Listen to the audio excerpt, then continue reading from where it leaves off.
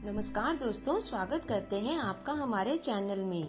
दोस्तों, धार्मिक और आध्यात्मिक कहानियाँ सुनने के लिए हमारे चैनल को जरूर सब्सक्राइब करें। सर्वप्रथम आपको आज गोवर्धन पूजा की हार्दिक शुभकामनाएं। कार्तिक मास के शुक्ल पक्ष की प्रतिपदा तिथि को गोवर्धन पूजा की जाती है। हर साल यह त्योहार दीपावली के अगले दिन पड़ता है, लेकिन इस साल 25 अक्टूबर को सूर्य ग्रहण की वजह से 26 अक्टूबर यानी आज गोवर्धन पूजा की जाएगी। इस दिन बलि पूजा, अन्नकूट, मार्गपाली आदि उत्सव भी संपन्न होते हैं। यह ब्रिजवासियों का प्रमुख त्योहार है। इस दिन अनेक स्थानों पर इंद्र, वरुण एवं अग्नि आदि देवताओं की पूजा की जाती है। 27 वर्ष के बाद ऐसा हो रहा है कि दीपावली के अगले दिन गोवर्धन पूजा नहीं की जा रही, जबकि उससे अगले दिन गोवर्धन पूजा की जा रही है। गोवर्धन पूजा को अन्नकूट के नाम से भी जाना जाता है। तो दोस्तों, आइए सुनते हैं गोवर्धन पूजा से संबंधित एक कथा। कार्तिक मास में दीपावली के दूसरे दिन गोवर्धन का पर्व मनाया जाता है, यानी गोवर्धन व भगवान कृष्ण के पूजन का विधान है। इस दिन को अन्नकूट का नाम भी दिया जाता है, क्योंकि इस दिन अन्नकूट का भोग लगाने की परंपरा है। इस दिन घर के आंगन में गाय के गोबर से गोवर्धन पर्वत और पशुधन की आकृति बनाई जाती है। वह विधि विधान के साथ ही पूजन किया जाता है। गोवर्धन पूजा की कथा द्वापर युग से जुड़ी हुई है, जब भगवान कृष्ण जी ने देवराज इंद्र का अहंकार दूर करने के लिए एक लीला रची थी। एक दिन भगवान कृष्ण जी ने देखा कि पूरे ब्रिज में तरह तरह के मिष्ठान तथा पकवान बनाए जा रहे हैं। पूछने पर ज्ञात हुआ कि यह सब वक्रासुर संहारक मेघ देवता देवराज इंद्र की पूजा के लिए तैयार हो रहा है। इंद्र की प्रसन्नता से ही वर्षा होगी, गायों को चारा मिलेगा तथा जीविकोपार्जन की समस्या हल होगी। यह सुनकर भगवान कृष्ण जी ने इंद्र की निंदा करते हुए कहा कि उस देवता की पूजा करनी चाहिए जो प्रत्यक्ष आकर पूजन सामग्री को स्वीकार करे। गोपों ने यह वचन सुनकर कहा कि कोटि कोटि देवताओं के राजा की इस तरह से आपको निंदा नहीं करनी चाहिए। कृष्ण जी ने कहा, इंद्र में क्या शक्ति है जो पानी बरसाकर हमारी सहायता करेंगे। उससे तो शक्तिशाली तथा सुंदर यह गोवर्धन पर्वत है, जो वर्षा का मूल कारण है। इसकी हमें पूजा करनी चाहिए। भगवान श्री कृष्ण के वाग्जाल में फंसकर सभी ब्रिजवासियों ने चारों ओर धूम मचा दी। तत्पश्चात नंद जी ने सभी ब्रिजवासियों सहित एक सभा में श्री कृष्ण जी से पूछा, इंद्र की पूजा से तो दुर्भिक्ष उत्पीड़न समाप्त होगा, चौमासे के सुंदर दिन आएंगे, मगर गोवर्धन पूजा से क्या लाभ होगा।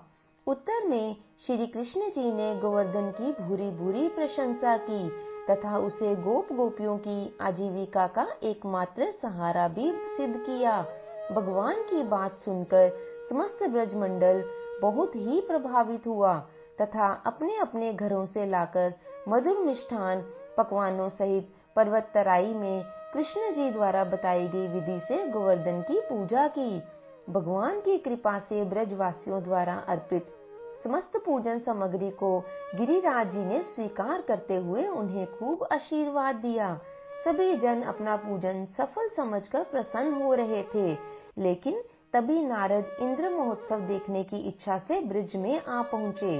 पूछने पर ब्रिजवासियों ने बताया कि कृष्ण की आज्ञा से इस वर्ष इंद्र महोत्सव समाप्त कर दिया गया है।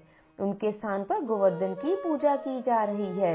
यह सुनते ही नारद उल्टे पांव इंद्रलोक गए तथा खिन्न मुख मुद्रा में बोले, देवराज, तुम महलों में सुख की नींद की खुमारी ले रहे हो और उधर ब्रजमंडल में तुम्हारी पूजा समाप्त करके गोवर्धन की पूजा हो रही है। इसमें इंद्र ने अपनी मानहानि समझकर मेघों को आज्ञा दी कि वे गोकुल में जाकर प्रलयकारी मूसलाधार वर्षा से पूरा गांव तहस नहस कर दें। पर्वताकार प्रलयंकारी बादल ब्रज की ओर उमड़ पड़े। अचानक वर्षा देखकर ब्रजवासी घबरा गए। सभी ब्रजवासी श्री कृष्ण की शरण में आकर बोले, भगवान, इंद्र हमारी नगरी को डुबोना चाहता है, अब क्या किया जाए।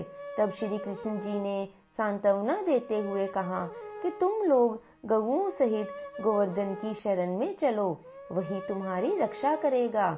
इस तरह से समस्त ब्रिजवासी गोवर्धन की तराई में पहुंच गए। श्री कृष्ण जी ने गोवर्धन को अपनी कनिष्ठ उंगली पर उठा लिया और 7 दिन तक ब्रिजवासी उसी छाया में सुखपूर्वक रहे। भगवान जी की कृपा से उनको एक छींटा भी न लगा। जय हो कृष्ण महाराज जी की। इससे इंद्र को बहुत ही आश्चर्य हुआ। तब भगवान की महिमा को समझकर, अपना गर्व जानकर वह स्वयं ही ब्रज में आ गया और श्री भगवान जी के चरणों में गिरकर अपनी मूर्खता पर बहुत ही पश्चाताप करने लगा। 7वें दिन भगवान जी ने गोवर्धन को नीचे रखकर इसी भांति प्रतिवर्ष गोवर्धन पूजा करके अन्नकूट उत्सव मनाने की आज्ञा दी। इसी दिन से ही गोवर्धन पूजा को अन्नकूट पूजा का नाम भी दिया जाता है। तो बोलो कृष्ण महाराज की जय हो।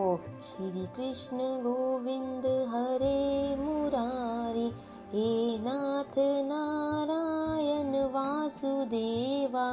श्री कृष्ण महाराज जी ने जिस प्रकार ब्रजवासियों की सभी चिंताओं को दूर किया और उनकी रक्षा की, हे प्रभु इसी प्रकार अपने सभी भक्तों की रक्षा करना और उन पर अपने हाथ को बनाए रखना। तो दोस्तों, हम आशा करते हैं आज सभी आप अपने घरों में गोवर्धन पर्वत जी सहित श्री कृष्ण जी महाराज जी की पूजा अवश्य करेंगे, ताकि श्री कृष्ण जी अपनी कृपा हम पर हमेशा ही बनाए रखें। तो आशा करते हैं आपको हमारी आज की यह कहानी अच्छी लगी होगी। यदि अच्छी लगी है तो इसे लाइक और शेयर जरूर कीजिए। यदि आप हमारे चैनल पर नए हैं तो इसे सब्सक्राइब भी करते जाइए, क्योंकि इसी प्रकार की कहानियां हम रोज आपके लिए लेकर आते हैं। दोस्तों, अगली बार एक और नई कहानी के साथ आपके समक्ष उपस्थित होंगे। तब तक के लिए अपना ध्यान रखें, स्वस्थ रहें, खुश रहें और प्रभु के गुण गाते रहें। कहानी को अंत तक सुनने और देखने के लिए आपका बहुत बहुत धन्यवाद।